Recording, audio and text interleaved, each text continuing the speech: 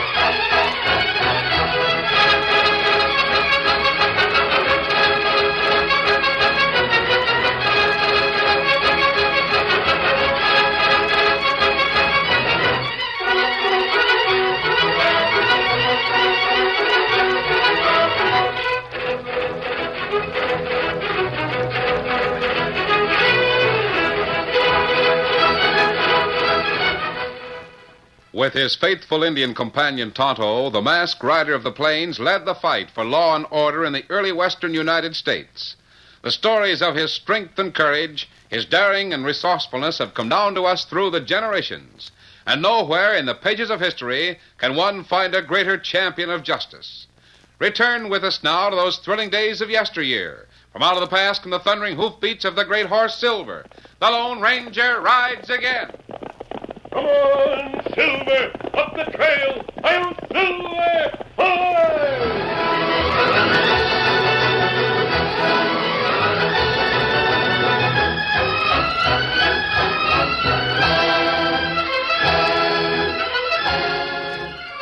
Our story had its beginning in New York, in one of the most fashionable old mansions on Park Avenue.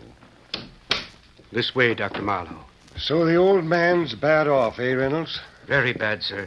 Mr. Armbruster is very ill, I'm certain. Last night, sir, we were afraid he would... Oh, here. In this room, Doctor. And please, sir, try not to excite him, won't you? Go on, Reynolds. Open the door. Yes, sir.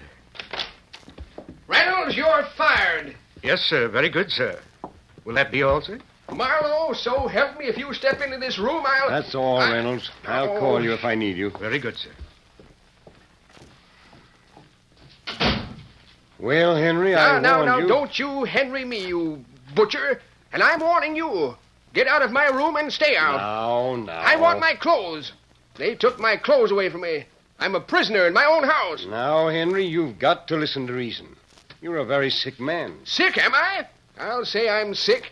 I'm sick of you and that pasty-faced butler and 10,000 relatives hanging around my house practicing up to sing the funeral march. I ain't dead yet. Not by a long shot. Henry, forget for a moment that I'm your doctor. Let's just have a friendly chat, shall we? You're 73 years old. Don't remind me. You've worked hard all your life. You built a tremendous fortune through your own courage and skill. Yes, I built one for you, too, Marlowe. Listening to your foolish advice. Henry, you've got to take it easy. You've got to. Do you hear? If you don't, you'll be a dead man inside of 3 months. Nice, friendly chat. Tell me I'm going to be dead. Get out of here, you pill-pushing parasite. Get out. And tell that weasel-faced butler to bring me my clothes or I'll skin him alive. Very well, Henry. It's your life to do with as you please. I'll tell Reynolds you want to see him. I don't want to see him. Don't want to see anybody. All I want is my clothes. You hear?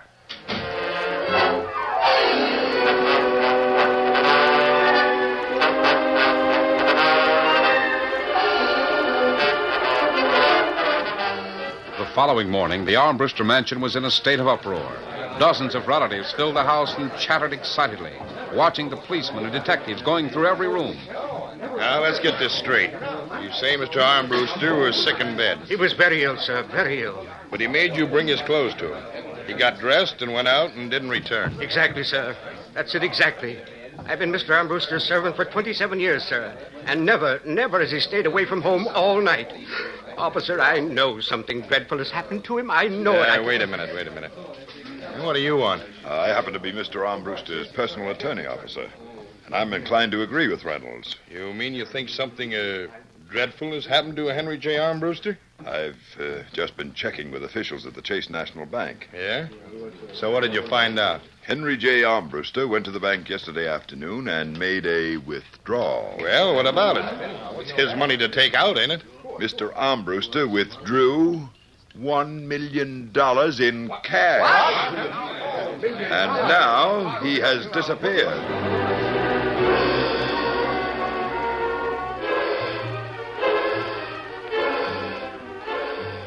The disappearance of one of the wealthiest financiers in the East created a sensation. The search began statewide and continued to spread. Newspapers ran front-page stories in every section of the country and offering a reward of $10,000 for information leading to his whereabouts and safe return. The days ran into weeks, and then, on the incoming stage of Roaring Wells, nearly 2,000 miles to the westward,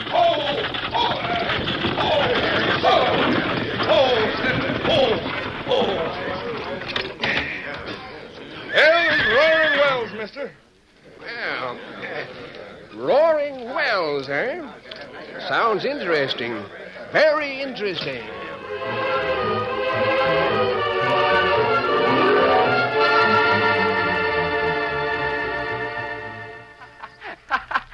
I wish you could have seen him. Honestly, he looked like a little bulldog ready to bite somebody. How did you happen to meet the old man, then? I happened to be near the stage depot when he arrived. It seems he bought a ticket clear through to San Francisco, but for some reason decided to get off at Roaring Wells. Oh? That sounds like waste of money. The driver asked him what he would do with the ticket to San Francisco. The old man told him to give it to someone going that way. Then he stuck out his chin and started off down the street. And then? He stopped right where I was standing. He asked me where the hotel was, and when I told him, he asked me if I'd carry his bag. The satchel, he called it, to the hotel. Go on, Dan. Well, we started down the street, and we were just going past the saloon when he stopped again. Well, what happened then? He sort of studied the place for a minute. Then he said something about not having a drink for 30 years. Then he said, Sonny, you take my satchel down to the hotel and get a room for me. Tell him I'll be along later. Didn't he tell you his name when he asked you to reserve a room for him? That's what's so funny. I asked him his name, and he said, just tell him to set it aside room for Bill or Joe or Pete or whatever name they like, and tell him to put my satchel in my room for me. Oh? So I went to the hotel and got the room for him and described him to the clerk. I told the clerk the old man would register for it when he came in. And what clerk fella say, Dan? Well, at first he wasn't going to set aside a room unless it was paid for in advance. But then he agreed to keep one for the old man. I don't think he needed to worry about payment in advance. Huh?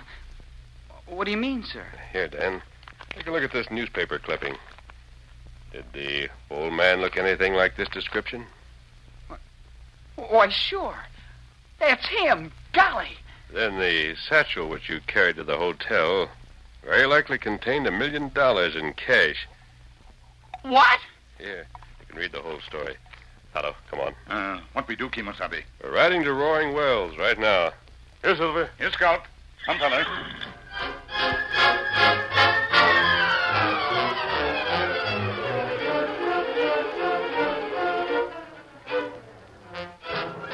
After leaving young Dan Reed on the street in town, Henry J. Armbruster stood for a long moment, gazing at the bat-winged doors of the Wagon Wheel Saloon. It's your life to live, Henry. But I'm warning you, take it easy, or you'll be a dead man inside of 3 months. Then, with an ironic twinkle in his faded blue eyes, the old man muttered to himself. You're darn well tootin' it's my life to live. And I'm not dead yet. Not by a long shot.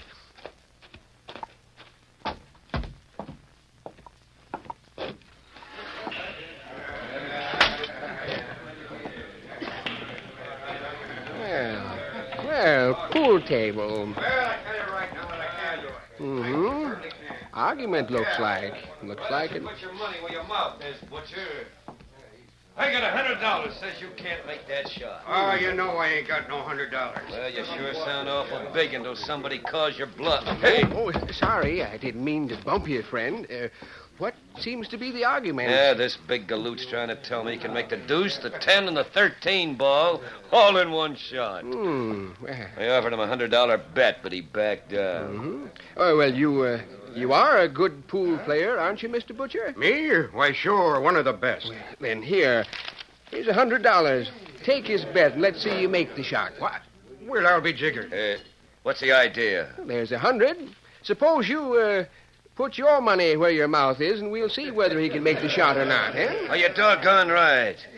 There you are. Go on, Butcher, shoot. All right. Now, watch this, you fellas.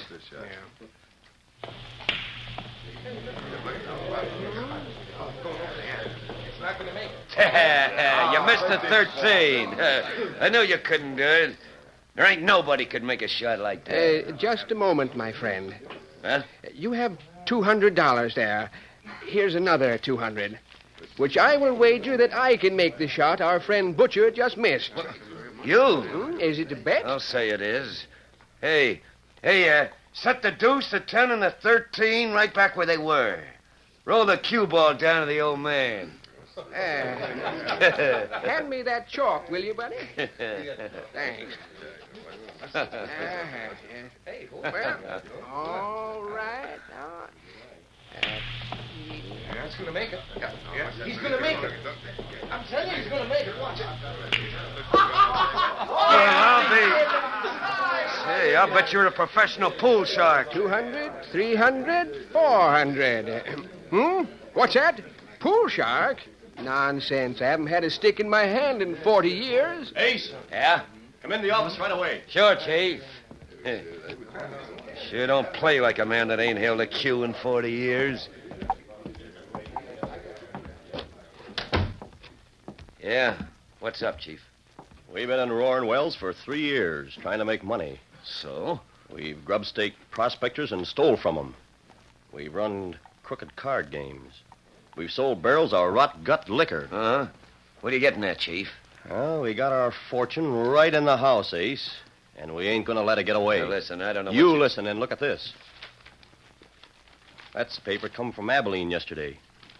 Recognize the fellow described in this article? Henry J. Armbruster. Missing. Jesus. Holy cow. And he's carrying $1 million cash. You recognize him? Of course. It's the old man, the pool shark. Pool shark, my grandmother. Get him in here right now.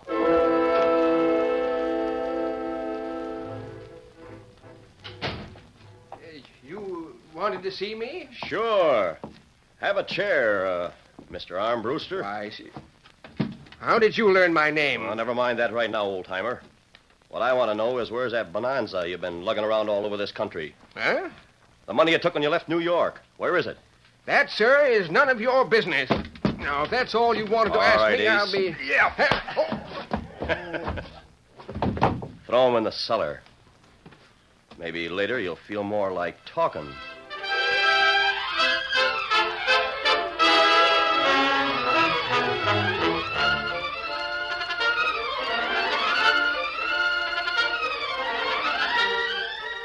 The curtain falls on the first act of our Lone Ranger story. Before the next exciting scenes, please permit us to pause for just a few moments.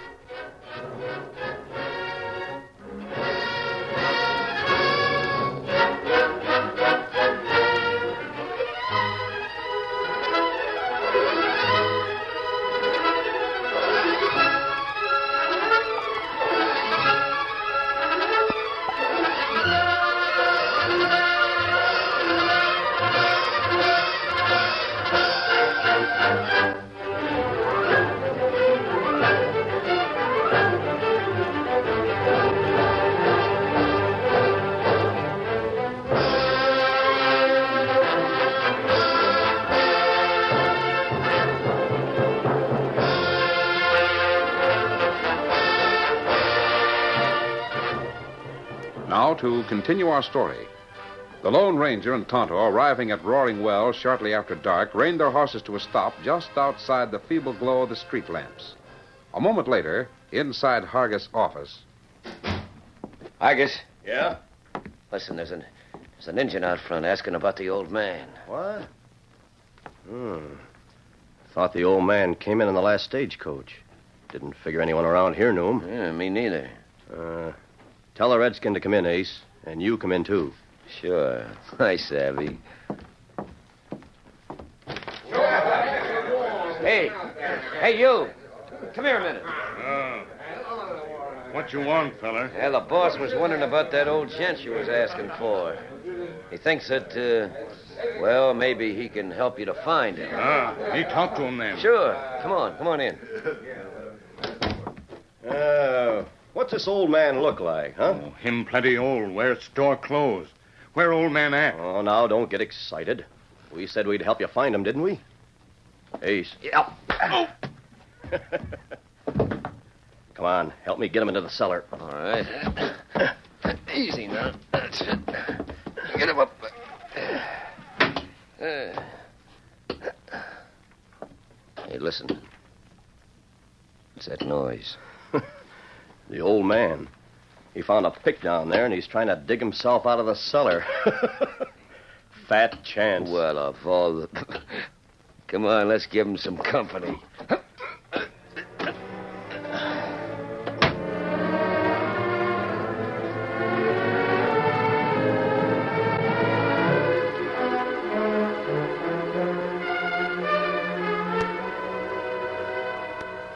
Meanwhile, at the Roaring Wells Hotel. Don't make a move. I want some information. Sure. What do you want to know? There was a boy in here this evening. He reserved a room for an old man. What room did you give him? Well, the old man ain't come in yet. The boy left a handbag to be put in the man's room. Sure. I done that, like he said. What room? 205, second Give floor. me the key, quickly. Now, wait a minute. You can't... Give me the key. Ow, let go my arm. Yes. Here you are. Help! Help! Robbery! Robbery! On the second floor. A masked man in 205. Get him! There he goes. He's got the sergeant. Get him! Shoot! Come on! He went through the window! Come on!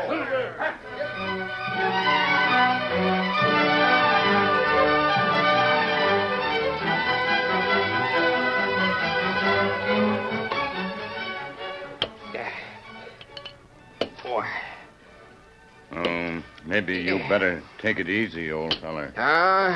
You sound just like that Dr. Marlowe. Take it easy. Take it easy. Well, no use dig cellar too deep. Take too long.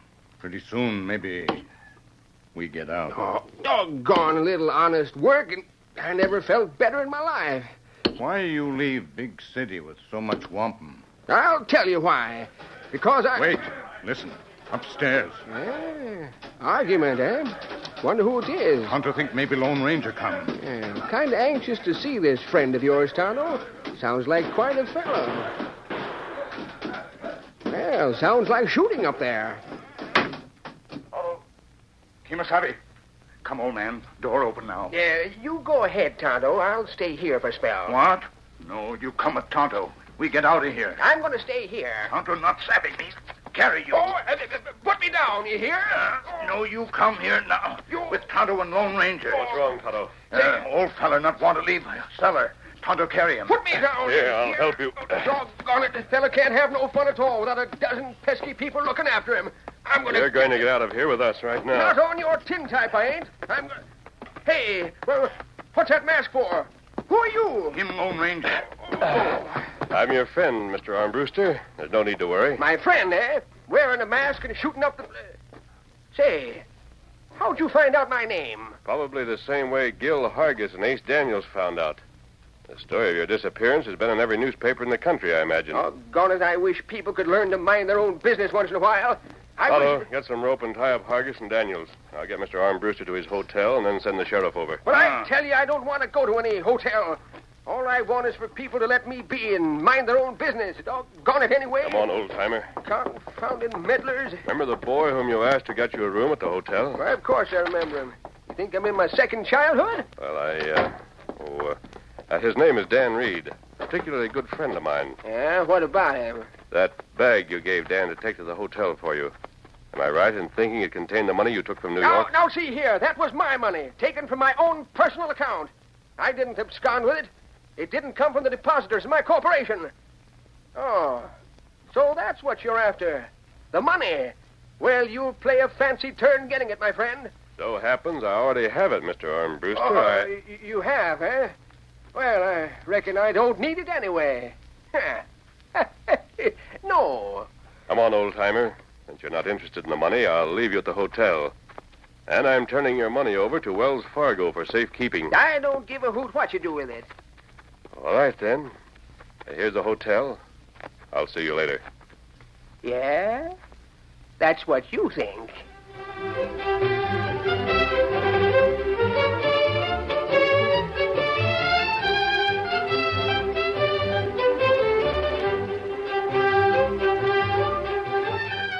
Leaving the eccentric old man at the hotel, the Lone Ranger hurriedly notified the sheriff of what had happened, then recovered the bag he'd hidden and turned it over to the Wells Fargo office in Roaring Wells.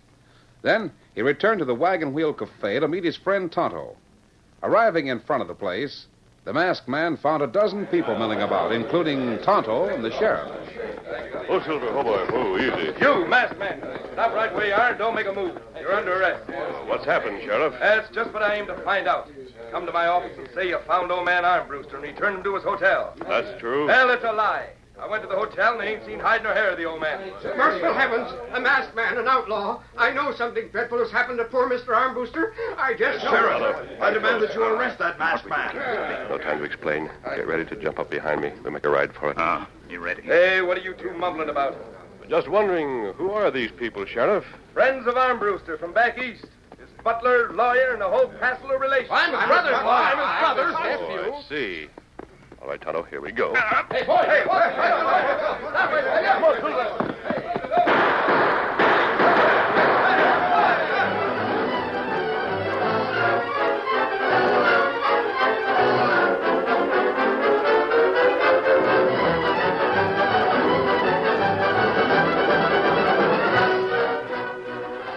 An hour later, in the Lone Ranger's well-hidden camp, Maybe old man foolish, him loco. Golly, from the way he's acted, it certainly sounds that way. I'm not so sure he's loco, Tonto. Something deeper than that. After all, we do know that Hargis and Daniels were after him, and we know why. But them fellas in jail now. There are lots of other crooks around here who aren't in jail, and who might know who the old man really is. Me not blame him 'cause him run away and hide in cellar. I can't figure out why he's... Tonto, come on, take Dan's horse. We're going back to town. And we get Scout? Yes, and I think we'll get to the bottom of this mystery at the same time.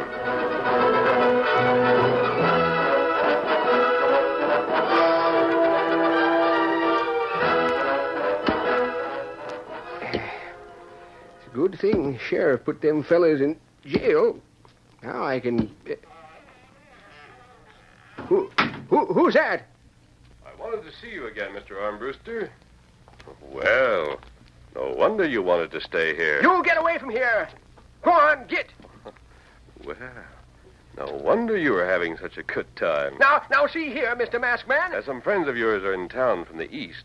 They're quite concerned about you. Oh, I might have known it. Doggone it all anyway. Fella my age. Can't even move no place without a bunch of wet nurses following after me. Suppose you go over to the sheriff's office. Just long enough to let everyone know you're all right, huh? I suppose I ain't got no choice, darn it. Your money is at the Wells Fargo office. What's money if a fella can't have a little fun? Hargis and Daniels tried their best to steal your money. If you want some fun, perhaps Hargis would, sell you the Wagon Wheel Cafe. But I don't want to... yeah. Kidnapping's a serious charge in this country. They won't be around for quite a while. Come on. I've got to see the law for a minute. Also my in-laws and outlaws.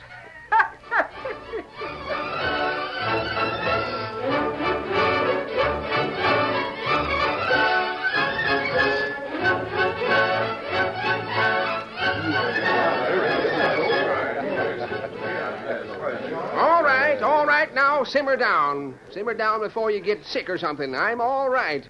That's all there is to it. Sheriff, where's that fellow Hargis? He's back in the cell. Why? Want to talk to him for a minute. Huh? Oh, sure, Lead but on, Sheriff.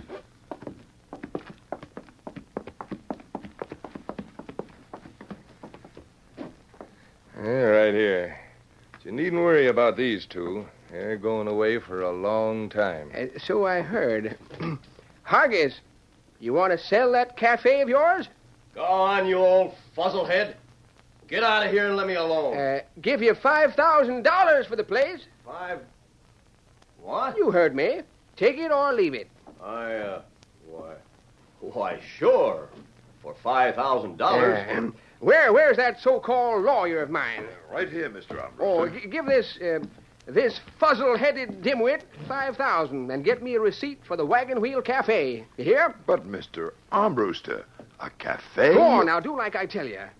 Come on, Sheriff. Well, I sure can't figure out what a millionaire like you wants with a cafe. That fella Hargis. A swindler if I ever saw one. Yeah, sure is. Tried to make a fortune out of selling red-eye, stealing, and kidnapping. Why, he had a fortune right under his feet all the time and didn't know it. What? I don't savvy. Here. You savvy this, don't you, Sheriff? Holy jumping Jupiter. Where'd you get a nugget like that? At first, I was trying to dig my way out of that doggone cellar. Then I darn near had to dig my way back in. You mean you found gold in that cellar? Yes. Biggest natural deposit you ever saw, Sheriff. I don't know when I had so much fun. Where's that lawyer of mine? I gotta tell him to fix up some corporation papers. Henry J. Armbruster Mining Syndicate, Incorporated. Holy jumping Jupiter.